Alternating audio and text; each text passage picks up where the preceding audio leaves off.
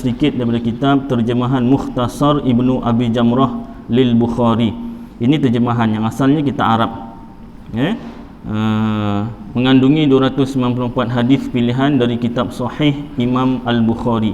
Diterjemah dan dihuraikan oleh Mustafa Abdul Rahman Wan Ibnu Ar-Rawi.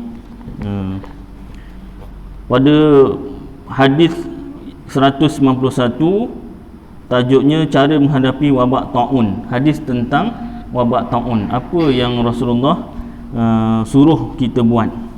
Daripada Usamah radhiyallahu an berkata, ia bersabda Rasulullah sallallahu alaihi wasallam, lebih kurang mafhumnya, taun itu siksaan yang dikirimkan ke atas satu golongan daripada Bani Israel ataupun ke atas orang yang ada sebelum kamu. Maka apabila kamu dengar dengannya berita taun itu sedang merebak di satu bumi, maka janganlah kamu datang kepadanya. Dan apabila menimpa taun ke atas satu bumi padahal kamu ada di dalamnya, maka janganlah kamu keluar lari daripadanya. Beginilah bahayanya penyakit taun. Junjungan kita Muhammad sallallahu alaihi wasallam telah lebih dahulu memberitahu kepada kita bahawa taun itu memanglah siksaan yang pada masa dahulu dikirimkan kepada Bani Israel yang telah banyak melakukan kejahatan dan kemungkaran. Kalau kamu mendengar taun itu bermaharajalela dalam sebuah negeri, maka janganlah masuk ke dalamnya. Seterusnya, kalau kamu telah berada di dalam sebuah negeri yang ada penyakit itu, maka jangan pula kamu keluar lari daripadanya kecuali oleh suatu urusan yang mustahak. Ini taun sah, bukan COVID-19, lebih kurang lah. Zaman tu panggil wabak taun. Penyakitnya lebih kurang samalah. Jadi yang paling ringkas Rasulullah suruh, kalau kita berada dalam tempat wabak, jangan keluar. Kalau kita di luar tempat wabak, jangan masuk tempat wabak tersebut. Ya tak? Jadi kalau SOP ni kita ikut, kita niatkan nak mengamalkan hadis Rasulullah sallallahu alaihi wasallam, dapat pahala insya-Allah. Tentang pakai topeng dengan jarak 1 meter, tak ada dalam hadis Ustaz. Ya, di zaman itu tak ada kajian banyak lah tentang itu. Tak ada kajian banyak tentang tersebut. Jadi yang pakar tentang penyakit ni doktor, ya tak? Kita sendiri pun tak tahu sakit kita apa kadang. Dah tahu pun tak ambil tahu. Tak nak berubat. Lagi teruk tak nak tahu. Ada orang takut dengan hospital. Kenapa? Tak nak tahu dia sakit. Dia tahu tu dia ada badan macam tak sedap tu. Dia tak nak. Pasal apa nanti Kang dibongkar, ini darah tinggi ni. Oh, ini kencing manis. Oh, ini sakit jantung. Dah lah, daripada aku tak tahu, dah tahu, jadi makin makin sakit badannya. Dia punya emosinya tak stabil, lagi sakit badannya. Baik. Jadi yang pakar tentang penyakit doktor, kita ikutlah cakap doktor. Yang pakar tentang agama, tanya bab agama. Betul tak? Jadi kita tanya orang yang pakar. Motor rosak, kereta rosak. Ya tak? Boleh tanya kawan. Tanya kawan tu boleh, tanya bengkel mana. Ya tak? Kau jangan tanya, motor aku rosak lah, macam nak buat? Oh ni ini ni kau gini ni. Putar start, naik atas motornya. Atas bumbung. Macam cerita Piramli, tak? Itu pengajarannya apa tu? Kau tanya orang tak pandai. Jawapannya memang ada. Soalan ditanya orang, jawapan memang ada, tapi siaplah jawapannya. Sekali di start, mana motor? Kat atas tu.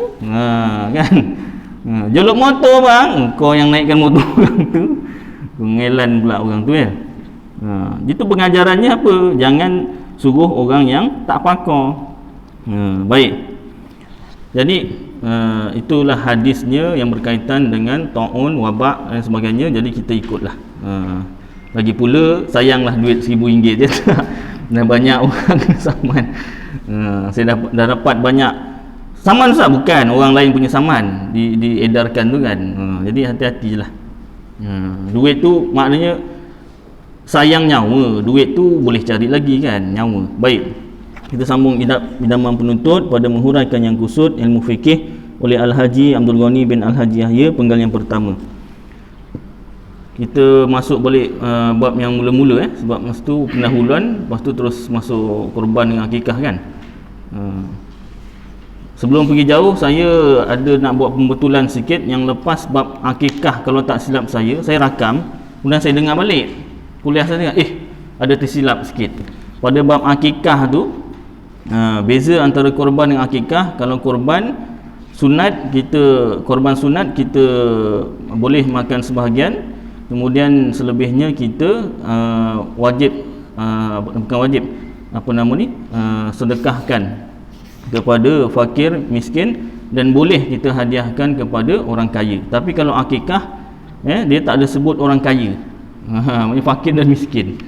Itu saya terlepas pandang, minta maaf tuan-tuan Ustaz ni salah, awak tak tegur. Kan masing-masing tengok kitab kan. Itu sebab yang kitab. Jadi kalau saya tersilap, maklumlah manusia. Pada bab akikah, kalau tuan-tuan tengok muka surat 181, kita ulang sikit je lah. Perenggan pertengahan tu, tengah-tengah. Surat 181 tengah-tengah tu, Adapun akikah yang sunat, ni cerita yang sunat Adapun akikah yang sunat dimakan sebahagian daripadanya dan sebahagian disedekahkan kepada fakir miskin. Tak ada sebut hadiah kepada orang kaya. Kalau bab korban udhiyah ke surat 179, patah balik ke 179.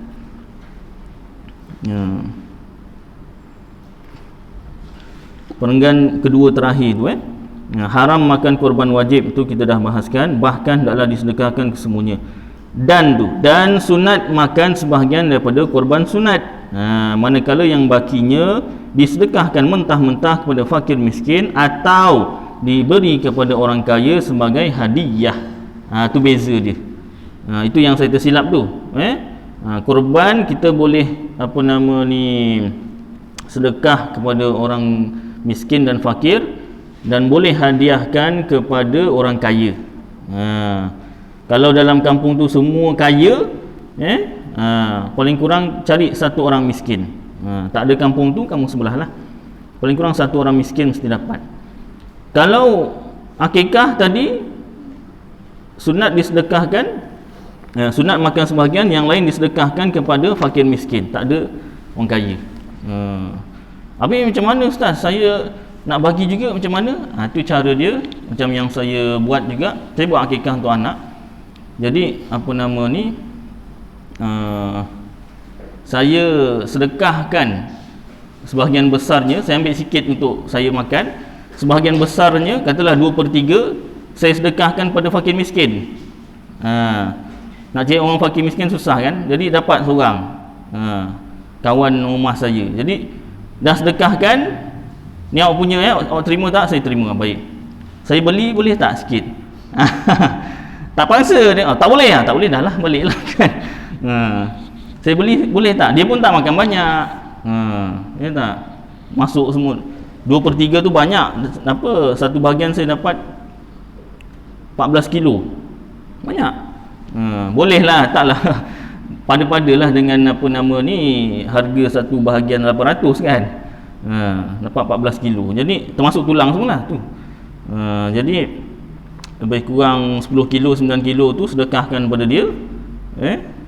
Kemudian saya tanya dia, ni awak dah terima lah, baik, boleh tak saya beli sebahagian? Dia kata boleh, itu sebab dah hak dia. Dah hak dia, pulanglah kan, dia nak jual ataupun dia nak makan sendiri atau dia nak bagi sahaja. Itu caranya lah kalau nak bagi orang kaya. Baik, kita sambung muka surat 1 lah. Surat 1 dah, 2 dah, 3 dah, 5 dah. Muka surat 6 daripada awal. Bismillahirrahmanirrahim. Bersuci dan hukumnya adalah bersuci itu dalam percakapan hari-hari pada lugah, pada bahasa, maknanya membersihkan diri atau benda-benda daripada kekotoran. Bab bersuci dan hukumnya ni kita dah belajar banyak kali dah. masa seragama, mungkin kuliah-kuliah sebelum ni, tapi ni ulang kaji. Ulang kaji, dan mana yang kekurangan tu kita tambah. Sama ada najis atau tidak. Apa yang tak najis? Seperti air ludah. Air ludah tak najis. Kalau macam tu, bolehlah minum air ludah. Bolehlah minum air ludah sendiri. Air ludah orang, kalau awak sanggup, ya silakan. Air ludah bini saya bolehlah Ustaz. Dah lah. Kan? Tapi najis tak? Tak najis. Geli lah. Geli cerita lain. Geli, janganlah awak mentang-mentang tak najis, Ustaz jemput minum, apa ni? Ustaz minum dulu. Oh pandai suruh minum dulu. Oh cakap. Pekat sangat ni, berbuih ni. Oh ya. Saya tak nak. Walaupun dia tak najis, janganlah kita minum. Tu sebab ilmu bukan semuanya wajib diamal. Ilmu ada ketika wajib kita tahu sahaja. Contoh macam ni, mentang-mentang air ludah, dia bukan najis, memang boleh minum. Tapi kalau geli, taklah diwajibkan minum. Ini dah belajar, kena amalkan. Ya. Tak semua ilmu tu wajib diamal. Ada ilmu yang wajib diketahui sahaja, sekadar tahu. Hingus tak najis. Habis kalau tak najis minum je Ustaz. Bukan. Masalah hingus ni kadang masa sembahyang, selesema. Selesema, hingusnya meleleh je. Jadi meleleh masuk mulut, minum, batal sembahyang. Kata tak najis, bukan pasal najis, minum. Minum tu batal sembahyang. Janganlah mentang kata ingus tak najis awak minum. Lah awak ni. Dia formulanya ada banyak tu. Satu, ingus bukan najis, tapi bukanlah mentang-mentang tak najis boleh minum dalam sembahyang, batal sembahyang. Pasal apa? Pasal minum. Makan dan minum dalam sembahyang haram, membatalkan sembahyang. Baik. Jadi kalau meleleh ingus macam mana? Kesatlah dengan tangan. Jangan kesat tu macam luar sembahyang. Macam tu. Alah. Macam mana Ustaz? Sembahyang kan tak boleh gerak 3 kali berturut-turut. Gerak tangan, berhenti dulu. Jangan gerak terus sapu. Gerak, berhenti kejap. Picit hidung tu, berhenti. Dah, sapu aja kat tu baju dah. Geli tu Ustaz. Habis takkan awak nak membatalkan sembahyang? Kena pula jadi imam tempat lain, bukan kat sini lah. Imam tempat lain. Dia tak? Imam sini insya-Allah tak selesema. Kalau selesema cepat-cepat jumpa Doktor Selamat bagi ubat dos tinggi terus. Biasa doktor ni bagi ubat rendah dulu. Dia tak boleh terus tinggi, ya tak? Kalau dos rendah dah baik, tak baik datang balik tu sebab pesan. Tak baik nanti datang balik Oh, pandai doktor suruh datang banyak kali yang beli ubat. Bukan, itu memang SOP dia macam tu. Kena bagi dos rendah dulu. Kalau terus bagi dos tinggi, nanti badan tak boleh tahan, habis. Ya tak? Kesan sampingan lain pula. Memang prosedur dia macam tu. Baik. Jadi kalau selesema hidung hingus keluar, macam tu caranya. Dia tak najis. Baik. Dan lain-lain. Taik apa lagi? Taik hingus, taik mata, taik telinga. Samalah. Dia tu namanya taik, tapi dia bukan najis. Taik gigi, ada masalah sikit. Masalah apa? Jangan ditelan. Telan dah kira makan juga. Makan apa yang biasa terselit? Daging lah, daging korban. Makan daging sebelum maghrib, ngap-ngap, sup daging lain, sup gearbox lain. Sup gearbox lagilah dia punya tu kan, tendon lagi cepat terselit tu. Kalau dia punya dalam tulang tu, boleh lupa pula dalam tulang ke? Sum-sum tu tak terselit, sedut je kan. Siaplah pening kepala tu kan. Baik.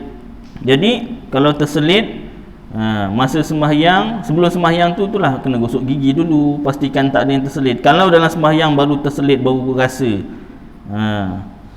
Kalau dia tu masih ada rasa masin-masin, kita telan air liurnya, batal sembahyang. Terus apa? Dah kira minum atau makan. Kalau dah tak rasa tawar, boleh keluarkanlah. Tak boleh keluarkan, biar ajalah, kan? Takut tertelan ustaz, cuba keluarkan, tapi hati-hatilah, jangan banyak pergerakan. Itu ya batal. Terus apa? Tangan gerak, kepala gerak. Baik, hati-hati ya. Dan maknanya pada syarak itu tadi makna bersuci dari segi bahasa. Dan maknanya pada syarak iaitu menghilangkan halangan beribadat dengan sebab ada hadas atau ada najis, dan menghilangkan halangan memakan sesuatu benda dengan sebab kena najis. Jadi bersuci ni satu untuk beribadat, yang kedua untuk makan. Alat untuk berbuat suci itu ialah air, tanah, bukan air saja, tanah pun boleh, dan batu. Maka dengan limpah kemurahan Allah Subhanahu wa taala terhadap hamba-Nya telah menjadikan air itu lebih banyak dengan tiada berkendak kepada proses pada mendapatkannya. Itu mungkin zaman dulu. Sekarang kena ada proses. Pasal apa? Air yang asal dia keruh orang tak boleh apa nama ni, tak berani, tak lalulah nak minum. Jadi diproses, dicampurkan klorin, baru jernih.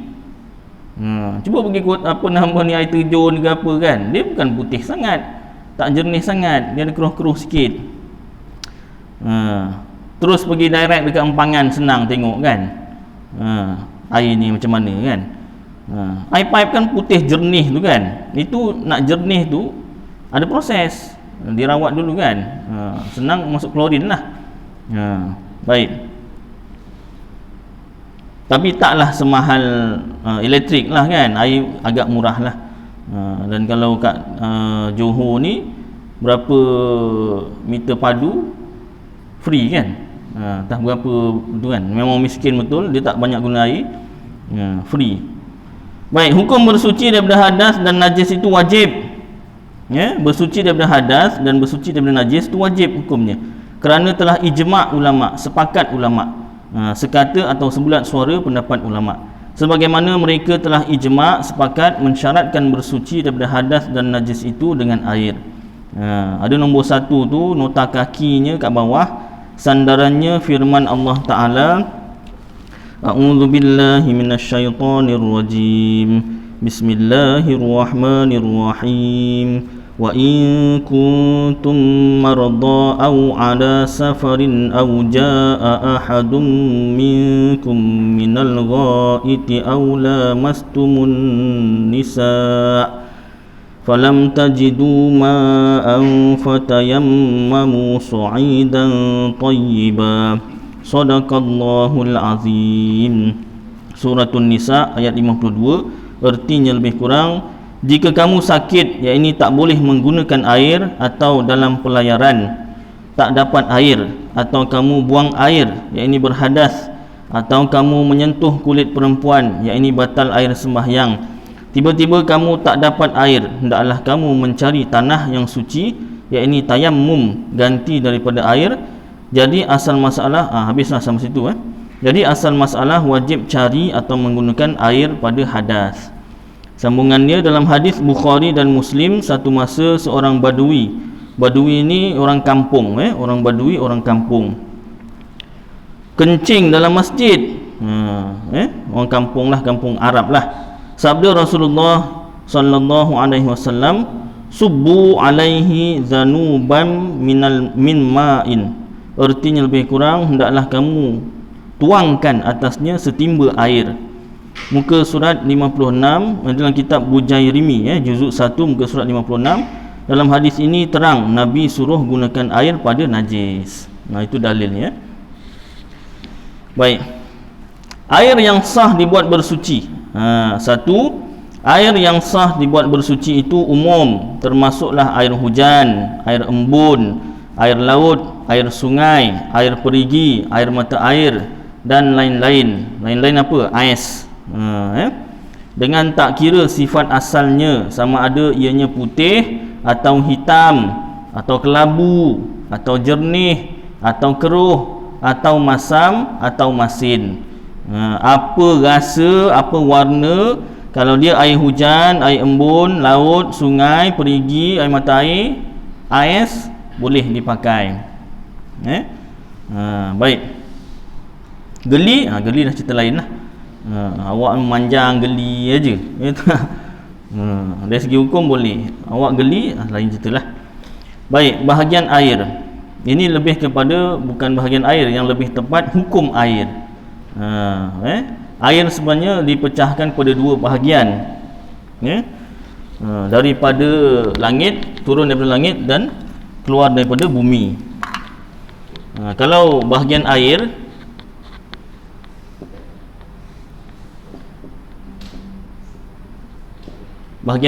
pecah dua. Satu, turun dari langit.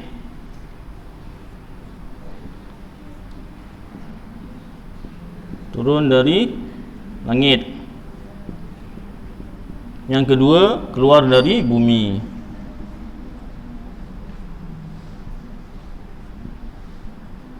Yang tujuh itulah. Apa dia yang turun dari langit? Air hujan.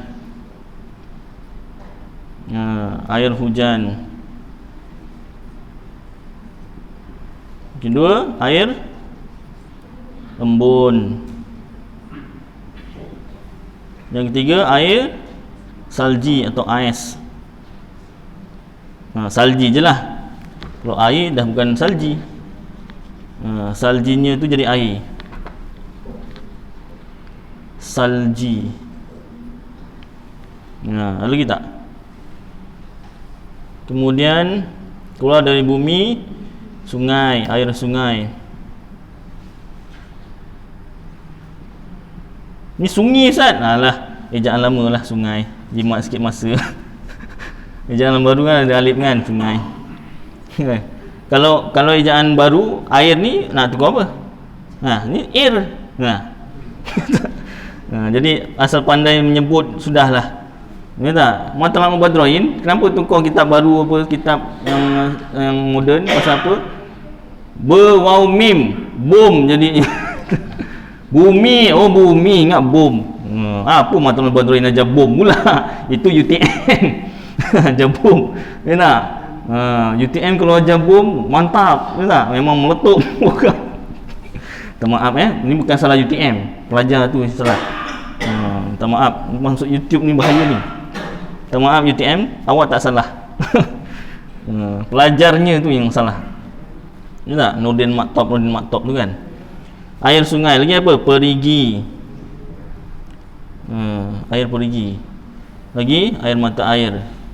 Sebenarnya air perigi daripada air mata air juga. Tak apalah. Sebab air perigi tu dah banyak. Mata air ni kan sikit kan. Apa lagi satu? Ada tak yang tertinggal? Laut. Air laut tu dari mana? Bumi ke? Bolehlah bumi lah. Kalau air laut tu sebenarnya daripada awan pun dia, kitaran dia tu kan. Apalah, kita masukkan sini. Baik. Ini namanya bahagian air, pecahan air. Ada dua sahaja. Yang namanya mutlak, apa nama ni, mustakmal semua, itu hukum-hukum air. Maknanya daripada 7 jenis air ni, ketujuh jenis air ni pecah kepada 4 hukum setiap satunya. Mutlak, kemudian mustakmal, kemudian musyammas, kemudian mutanajjis.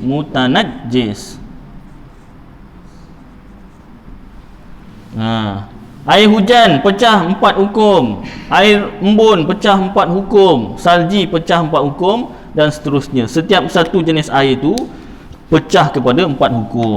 Baru jelas.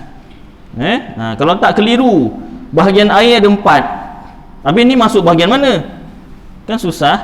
Bahagian air ada 2, satu turun langit, satu keluar dari bumi. Setiap satu air ni pecah 4 hukum. Macam tu. Iyalah. Baik. Ini pun saya tahu pasal saya belajar daripada guru saya. Kalau tak, ya macam tu juga, tak tahu. Pening. Bab air je, bab yang pertama dalam fikih. Pening dah. Tak tahu. Tak ada masalah pasal tak ada orang nanya. Tak ada orang nanya. Kalau ditanya, air pecah berapa bahagian? Pecah 4. Mutlak, mustakmal, musyammas, mutanajis. Okey, baik. Habis air hujan masuk yang mana? Air hujan mutlak. Habis air embun mustakmal kot. Asal ji musyammas. Ni air sungai mutanajis. Air perigi patah balik atas. Banyaklah. Kau punya sifir itu buat sendiri. Salah tu. Baik. Sambung Bahagian air itu yang lebih tepat ialah hukum air. Baik, nombor 2, air itu pula terbahagi hukumnya kepada 4 bahagian. Itu kita tambahkan sikit. Dalam Matla'ul Badroin pun dia macam tu, kena tambahkan sendiri. Yang pertama, air suci pada dirinya dan menyucikan benda yang lain dengan tiada makruh menggunakannya, iaitu disebut air mutlak. Yang ini tidak terikat dengan sebutan yang mesti. Air mutlak, mutlak tu bahasa Arab, bahasa Melayu semata-mata air. Air mutlak, air yang semata-mata, dia air sahaja. Umpama kita ambil air dari dalam perigi atau dari paip, kita boleh sebut air sahaja dengan tak payah sebut air perigi atau air paip. Biasa disebut air mentah lah, kerana air itu tidak terikat dengan perkataan perigi atau paip. Orang terus faham itu air sahaja. Bersalahan air kopi, air kelapa, air mawar dan lain-lain. Jika tidak disebut kopi atau kelapa atau mawar, nescaya tak faham dan tak pergi fikiran kepada kopi dan sebagainya. Ni apa ni? Air. Air? Air apa ni? Air kopi. Wah, air kopi. Baguslah, orang faham. Air apa ni? Air je lah. Keruh je. Air kelapa lah. Oh, air kelapa. Air apa ni? Air lah. Wangi je. Air mawar lah. Oh, air mawar. Yang tak tahu air mawar tu dia putih, jernih macam air masak juga, tapi dia bau wangi.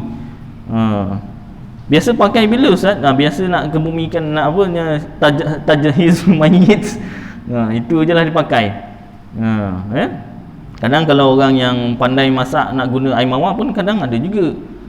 Air mawar. Air ros. Baik. Air ini, air kopi, air kelapa, air tebu dan sebagainya tidaklah termasuk dalam golongan air yang mutlak, bahkan termasuk dalam golongan air yang suci pada dirinya, tidak menyucikan benda yang lain. Air kopi, dia tu suci, boleh dibuat minum. Ini boleh diamalkan. Boleh minum Ustaz? Boleh lah, boleh. Orang dah buat kopi, minum lah. Air kelapa, air tebu, dia tu suci pada dirinya sendiri, boleh buat minum. Tapi tak menyucikan yang lain. Tak boleh buat ambil air sembahyang atau mandi wajib. Tak. Air tak ada lah, air paip tak keluar ni. Tangki pula dah tak ada juga. Ada orang dia rimas tangki-tangki ni, dia kata nanti air keladak lah, apalah, apa nama ni, kalau lubang sikit kan nyamuk Aedes lah apa kan. Tak nak ambil tangki, tak nyimpan, direct terus paip. Bila tak ada air, tak ada pengumuman, macam mana ni, air kopi ada? Tak boleh. Air mineral boleh lah. Pasal air mineral tu dia daripada air mata air. Air mineral. Belilah air mineral banyak-banyak. Tak. Yang kena mandi wajib, mandi pakai air mineral. Itu tak boleh sikit-sikit. Banyak.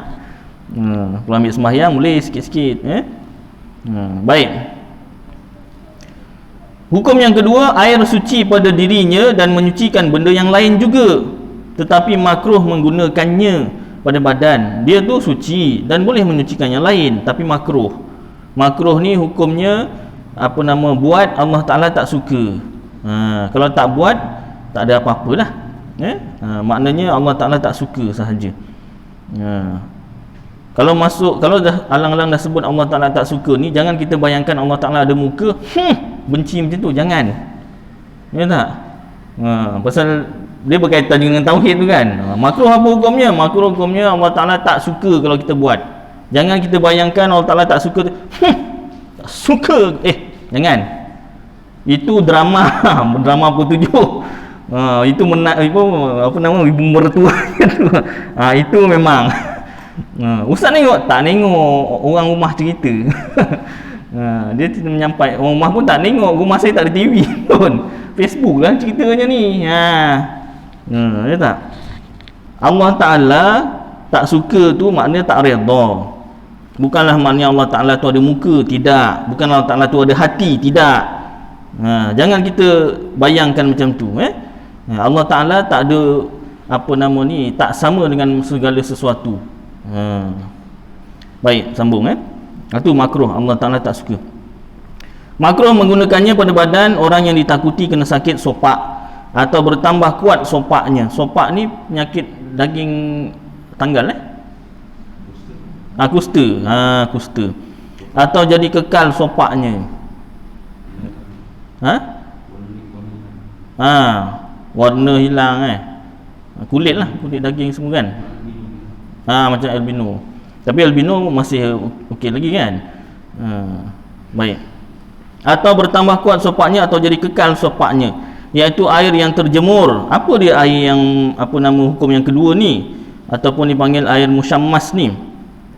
Kat sini tak sebutkan musyammas iaitu air yang terjemur atau dipanaskan dengan cahaya matahari. Kalau dipanaskan dengan elektrik, heater tu tak masuk. Ni dipanaskan dengan matahari. Besok orang sekarang kan pakai heater tu kan. Apa heater Ustaz? Alah, air hujan yang panas tu. Kadang ada air pancur yang tak panas, pancur gitu aja. Dia ada yang panas, memanaskan air tu kan. Itu panggil heater. Heater. Pagi-pagi sejuk, nak mandi, panaskan. Ya tak? Nak mandi wajib pula tu kan. Nak sembahyang subuh macam mana? Sejuk, panas. Baik. Jadi itu tak masuk. Ini dengan cahaya matahari. Keadaannya dalam bekas yang boleh berkarat seperti besi. Tangkinya dekat atas tu fiber. Ataupun sekarang plastik Kalau dulu fiber tu salah step boleh pecah kan. Dia sekarang plastik apa ni? Poli. Yang pakar tanya yang pakar. Jadi kita bergabung sama-sama yang pakar ni bergabung. Poli. Jadi dia bukan besi. Panas macam mana pun dia tak musyammas. Maknanya tak makruh. Tapi nanti ada hukum. Walaupun dia tak masuk dalam musyammas, tapi makruh juga kita gunakan air yang terlalu panas dan terlalu sejuk. Mentang kata kau dah belajar kan, ni bukan air musyammas kan, tak makruh kan. Pakai air, menggelegak. Dia baru dipanaskan, dicerik. Kau kan ada ambil ilmu kebal. Lagilah. Ini nak test ilmu kebal ni. Makruh air panas. Mana itu bukan air musyammas. Tapi makruh juga guna air yang terlalu panas atau terlalu sejuk. Baik. Ada ke ilmu kebal Ustaz? Ustaz sebut pula ilmu kebal. Kemarin masa almarhum Kiai Ismail kat Muar, apa nama tempat perang dulu, apa tu? Parit Sulung bukan? Apa nama tu? Ya? Bukit Kepong. Ya. Almarhum Kiai Ismail Bukit Kepong. Dia ada ilmu kebal, tapi dah almarhum lah. Ustaz lambat lah beritahu. Saya sendiri pun tak nampak nak apa nama minta ilmu kebal. Dia seperguruan dengan apa? Kiai Saleh Selempang Merah. Siapa Ustaz? Tanya yang tahu. Ni tanya yang pakar lah, yang cerita yang tahu lah. Kiai Saleh Selempang Merah. Parang terbang. Itu best tu ceritanya tu. Itu kalau buka kuliah tu penuh ni. Minggu depan Ustaz Aidil nak cerita Kiai Saleh Selempang Merah. Penuh. Kampung lain pun datang.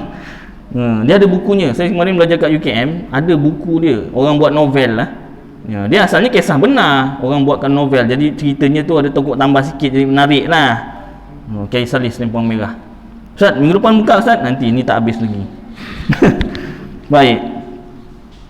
Ilmu banyak, ilmu tu banyak dalam Islam. Maknanya memang ada Ustaz, ada. Cumanya ada yang dari segi pengamalan. Pengamalan tu yang payah sikit. Nak mengamalkan tu mesti puasa 3 bulan berturut-turut. Start daripada Rejab Syakban, Ramadan berturut-turut, batal satu hari, tahun depan lah. Dia tak boleh. Ya tak? 3 bulan tu nak tahan. Ya tak? Dia ilmu kebal, lagi apa? Ilmu terbang tu semua. Syarat pertama puasa 3 bulan turut-turut. Ya, itu kalau dapat Ustaz, saya dah berjaya Ustaz. Tu sambunglah pelajarannya. Tapi dah almarhum macam mana? Dengan cik yang lain lah. Cik kiai lain. Baik. Sambung sikit tadi tentang almarhum Kiai Ismail. Beliau belajar kitab Syamsul Ma'arif Al-Kubra daripada seberang, daripada Indonesia. Beliau orang Malaysia lah, belajar di sana. Kitab tu kitab apa? Itu kitab tentang perubatan, perubatan, dan juga kitab tentang apa nama ni, ilmu-ilmu hikmah. Ilmu-ilmu hikmah ni ilmu untuk melindungi diri lah. Antaranya ilmu kebal, antaranya ilmu hilangkan diri. Ada Ustaz? Ada. Ustaz, minggu depan, nanti semua nak minggu depan. Sabarlah sikit-sikit. Dia pun kalau masa hidupnya, kalau orang minta nak belajar ilmu-ilmu hikmah tu, dia akan tanya tauhid dulu. Kalau tauhidnya masih tak mantap ataupun belum mantap, Ahlus Sunnah wal Jamaah, ya tak? Dia tak ni, dia suruh belajar dulu tauhid. Dah belajar tauhid, belajar fikih, tasawuf apa semua, baru boleh nuntut. Itu pun dia tengok orang ni macam apa, kalau nak suruh puasa 3 bulan turut-turut, macam tengok atas bawah kan, tahu dia. Dia tak nengok aja. Nanti awak ni dulu, awak ini, dia pandailah, dia tak cakap awak tak boleh, marah nanti. Dia bagi tu dulu, ni dulu kan, alasan lah itu, ini. Kalau orang yang boleh, dia tawarkan. Kawan-kawan saya, saya termasuk juga masa tu nak ilmu kebal, nak terambil, tapi takdir Allah demam panas. Saya kalau demam panas, saya cerita kan. Demam panas betul, demam murad, tak boleh. Itu nak ambil ilmu apa? Ilmu memutih. Kalau yang Jawa ke yang apa tahu ilmu mutih. Ilmu mutih ni apa? Makan putih, minum air putih je. Makan nasi lah, tak ada lauk, minum air masak lah. 7 hari 7 malam tak boleh berada di bawah bangunan. Takdir Allah, arwah bapa saya ada kebun sawit. Kalau bawah pokok boleh? Pokok boleh, pasal pokok bukan bangunan. Boleh, pokok sawit lah. Pokok sawit ramai datang. Kebun dah ada, saya pula demam. Jadi kawan-kawan je lah, mesti 7 orang, 7 hari 7 malam. Tak boleh bawah bangunan. Tak boleh tidur 7 hari 7 malam. Kita dah giling kepala dah. Dengar je dah giling kepala. Belum suruh buat, dengar je dah tahu dia sendiri. Dah lah makan putih aja. Minum air putih aja. Kalau kawan nak tertidur, tampar. Pasal apa? Tak tampar, dia cuik-cuik gitu, sekejap je kan tidur balik. Dia pam, segar tu boleh kan. Dia macam tu, 7 hari 7 malam. Selesai, berjaya tak berjaya? Betul-betul 2-3 hari lepas 2-3 hari itu, setiap seorang Allah Ta'ala ujilah. Salah seorangnya aksiden teruk, tapi motor kereta, tak ingat kenderaannya tu teruk. Dia tak teruk sangat, teruk juga, tak cedera teruk lah, cedera ringan. Ilmu putih ni asalnya insya-Allah mengelakkan sebarang musibah. Dipanggil juga ilmu sejengkal. Lagi sejengkal nak kena, tak kena. Jadi yang kawan saya ni aksiden, kalau dia kena tepat betul kenderaan yang aksiden tu, mungkin nyawa melayang lah. Jadi bersedialah. Kau dah susah payah 7 malam, Allah Ta'ala akan uji, akan test. Baik. Jadi itu sebab kena belajar tauhid dulu. Kenapa? Sebab nak Allah Ta'ala akan uji. Ni yang selamatkan kau ni siapa? Ilmu kau ke Allah Ta'ala? Ya tak? Itu sebab belajar tauhid barulah belajar ilmu-ilmu hikmah ni Baik, dah sambung sini. Ustaz ni jauh sangat perginya. Bab air kot sampai ilmu kebal ni macam mana ni? Pasal benda ni, bab air ni kalau belajar kat sekolah memang angguk-angguk aja muridnya. Angguk-angguk tu tak bangun-bangun, angguk terus dah. Ngantuk. Jadi memang kena selit-selit sikit. Baik. Sambung dah sampai mana dah? Tu dah jauh sangat pergi dah. Yang ke berapa?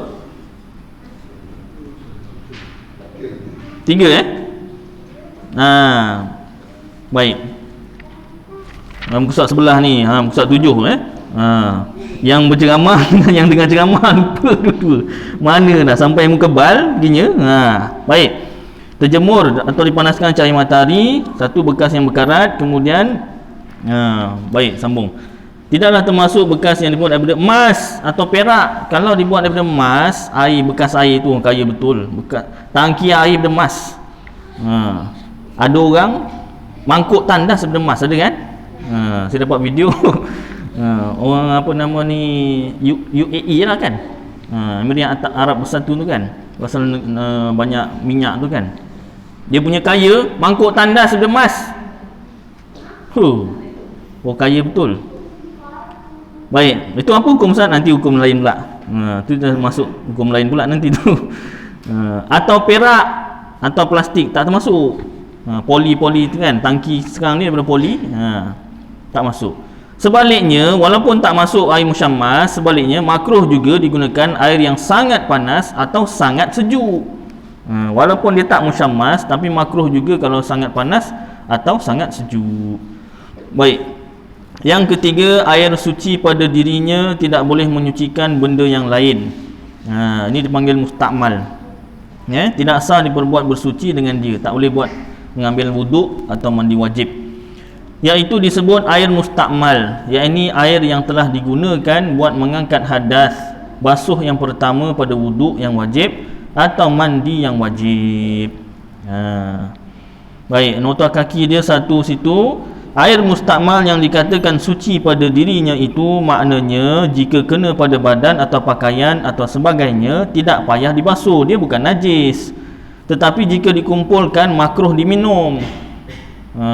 Oh, tak najis boleh minum Ustaz? Awal ni memang daripada tadi, daripada awal tadi nak minum aja. Asal tak najis nak minum aja. Makruh dikumpulkan buat minum. Kenapa? Kerana jijik dan geli. Tersebut dalam kitab Bujarim Iqna juzuk 1 muka surat 65. Baik. Jadi mustakmal ni senang cerita air basuhan pertama pada wuduk yang wajib. Ada wuduk sunat ke Ustaz? Ada. Saja-saja ambil wuduk. Bukan sebab nak ambil sembahyang, nak baca Quran, tak. Dia saja-saja ambil wuduk. Sunat lah. Ada orang dia suka diri dia tu sentiasa suci daripada hadas kecil dan hadas besar. Jadi dia ambil sembahyang, batal ambil sembahyang, batal ambil sembahyang lagi. Ya tak? Dalam kitab Ta'limul Muta'allim, baru 2-3 hari lepas saya baca dekat surah Ulu Tebrau, Ulu Tiram tu kan, Ulu Tebrau, bab kitab Ta'limul Muta'allim pada bab menghormati kitab, menghormati ilmu. Salah satu ulama, dia cara nak menghormati ilmu tu, setiap kali dia buka kitab, sebelum buka kitab ambil wuduk. Ada satu malam dia sakit perut, tak makan apa tak tahulah, petai ke apa, jering ke, cengkol, kerdas ke apa kan, nak kentut aja, bawang ke. Jadi 17 kali dia ambil air sembahyang malam tu. Pasal apa? Kentut ambil sembahyang lagi. Pasal nak buka kitab, nak belajar ilmu. Tu orang yang nak kekalkan apa wuduk. Baik. Jadi basuhan pertama wuduk yang wajib dan mandi yang wajib. Kita ambil sembahyang, muka tu wajib. Kalau basuh tangan, apa nama ni, sunat sebelum basuh muka tu kan basuh tapak tangan, kumur-kumur, masuk air dalam hidung tu, itu tak masuk mustakmal. Yang nama mustakmal tu basuhan muka tu, anggota wuduk yang wajib. Basuhan yang pertama mustakmal. Makna kata kalau kita nak basuh, nak jimat air lah, contohlah ada orang dia tadah air untuk basuh pergelangan tangan, dia tadah pakai lagi air yang sama 3 kali basuh untuk pergelangan tangan, sah, dapatlah pahala sunat tu. kemudian kumur-kumur masuk balik. Ni contoh. Ada kumur tak? Tak ada. Kumur. Hidung pula masuk hidung pula. Sah. Kemudian tu tadi tu yang di betul-betul tadi. Basuhan pertama muka. Sah. Tapi dia tadah itu dah mustakmal, dah tak boleh. Sanggup buat? Itulah. Ilmu mesti diamalkan. Tak semua, baik. Ni cerita dari segi sah ni, Jadi basuhan yang pertama. Kemudian basuh tangan pula, wuduk. Basuhan tangan anggota wajib. Basuhan yang pertama tu ditadah. Yang ditadah tu air mustakmal, tak boleh. Kena guna air lain. Kalau basuhan yang kedua tadi, muka yang kedua boleh tadah. Guna lagi untuk yang ketiga. Guna lagi untuk tangan yang pertama. Lepas tu dah tak boleh. Dan begitulah seterusnya.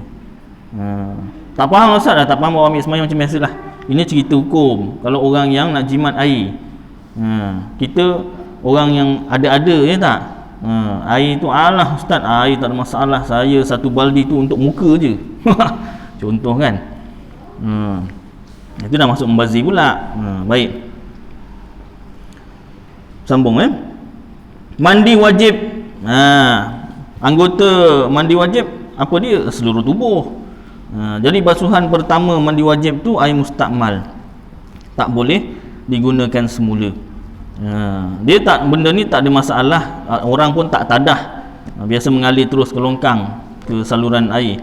Yang jadi masalahnya pada tangan tu, dia dah basuh muka, yang dekat muka tu ataupun basuh tangan, yang dekat tangan tu kalau kena air yang seterusnya tu macam mana?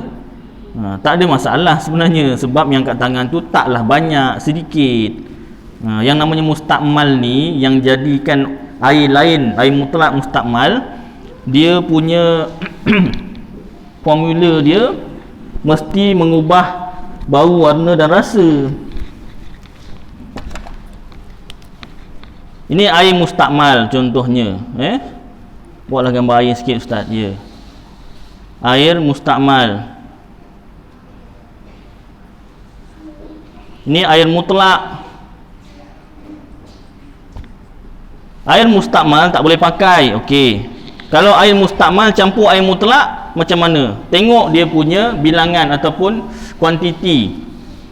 Dalam kitab disebutkan air mustakmal yang menyebabkan air mutlak tak boleh dipakai itu kalau mengubah bau, rasa, warna.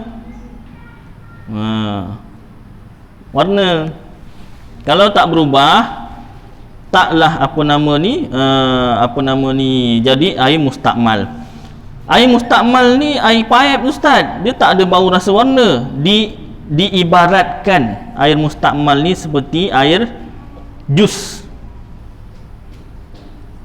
Air jus, bukan ibu jus, air jus. Kita minum air oren tu, satu cawan air campur satu sudu jus ibu oren, itu air jus. Bukan ibu jus tu. Jus oren titikkan pada air mutlak, berapa banyak titik yang boleh menyebabkan air mutlak tu berubah warna atau rasa, maka banyak itulah. Bila berubah saja warna atau rasa air mutlak tu, maka jadilah air mutlakmu mustakmal. Maknanya kalau sedikit dia tak mengubah air mutlak menjadi mustakmal. Kalau banyak baru mengubah. Ambil air sembahyang pun tak ada masalah sangat. Pada bab mandikan mayit, mandi mayit tu mandi wajib. Mayit tu kita tahu ke dia ada buat apa-apa ke sebelum mati? Bukan. Apa awak asal mandi wajib je buat tu? Mandi wajib tu. Orang dah mati tu kita mandikan tu wajib. Mandi wajib lah. Saya ingatkan kita kena tanya ni sebelum meninggal ni ada buat apa-apa? Tak, bukan. Mandai-mandai nanya. Jadi mandi wajib mayat tu ada kes pernah mandikan. Jadi bila mandikan kan ada bekas-bekas air. Basuhan pertama tu jadi mustakmal lah, airnya tu dah dipakai. Dulu pakai gayung. Jadi bila pakai gayung terkena gayung. Basuhan pertama terkena gayung pada badan si mayit ni. Kenalah air mustakmal tu cepuh masuk dalam besin air. Mustakmal dah ni satu besin. Astagfirullahaladzim. Bila masa pula besin tu kan banyak airnya. Yang terkena tu pun alah gayung terkena badan mayit, bekas-bekas air mustakmal tu kan berapa titik aja kena. Dah awak ni kan mustakmal dah ni. Astagfirullahaladzim. Gaduh. Jadi yang apa nama ni, ustaz tu muda, dia pun malas banyak cerita lah. Dah macam cerita dah pakai air lain. Air tu buang. Nganggur, jauh kan nganggur. Terus nganggur air. Ada tak? Benda-benda boleh pakai jadi buang aja. Jadi nak terangkan kitab mas tu dah macam mana kan depan mayat. Kau ni bisinglah kau ni sendirilah. Mayatnya macam tu kan payah pula kan. Jadi ceritanya yang muda, yang tua, yang kanak-kanak semua kena belajar, yang lelaki, yang perempuan. Barulah tak jadi pergaduhan atau perbalahan. Yang jadi gaduh ni pasal yang belajarnya daripada 10 seorang. Tu yang jadi masalah. Jadi cukuplah kadar ni, dah lebih sangat ni. Mudah-mudahan sedikit tentang hadis tentang wabak tadi, dan juga bab air bahagiannya dan hukumnya sedikit. Mudah-mudahan jadi manfaat bagi saya dan tuan-tuan, dapat kita amalkan dan sampaikan insya-Allah. Aku qauli hadza wa astaghfirullahal azim li wa lakum wa lisairil muslimina wal muslimat wal mu'minina wal mu'minat fastaghfiruh wa ya fawzal mustaghfirin wa ya najatat taibin. Wa sallallahu tabaraka wa ta'ala ala khairi khalqi sayyidina wa maulana Muhammad wa ala alihi wa sahbihi wa baraka wa sallam. Subhana rabbika rabbil izzati amma yasifun wa salamun alal mursalin walhamdulillahi rabbil alamin. Taqabbalallahu minkum.